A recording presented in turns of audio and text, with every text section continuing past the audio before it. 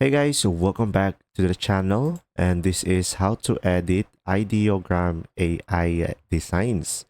So first thing is just simply go to ideogram.ai, and this will be their homepage, and just make sure you are signed in into an account. Now after that, from here, just simply describe what you want to see over here at the top. So guys, let's say I have a prompt over here, a high quality photo of glass filled with a blueberry, raspberry, strawberry, and banana smoothie. And from here, these are the other specific prompt. So guys, remember that the more specific your prompts are, the better the results that we will have. So from here, you could change the canvas of your photo, and you will have here multiple models, and you will have here the render speed, and you could have a quality, and from here you will have a magic prompt. So guys, magic prompt enhances your initial prompt to improve the prompt much better, and you will have here the style, which is the very important one.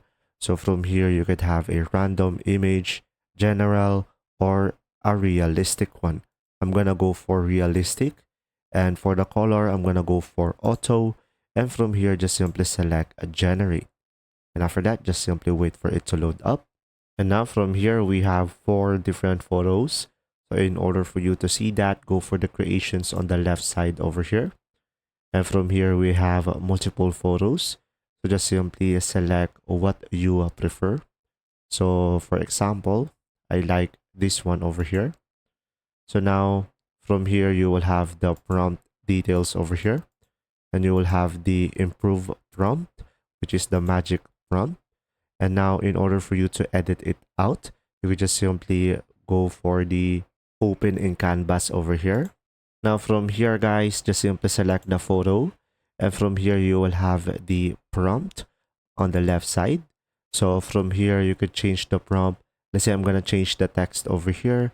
I'm gonna change to best online tutorials, and from here go for the generate once again, and you will have different forms.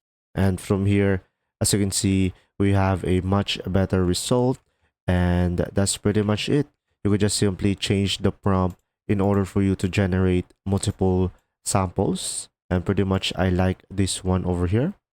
And from here you could go for style reference as well, and you could use this style over here, and you could change the prompt as you like as well. I hope this video helped you understand more, and thanks for watching.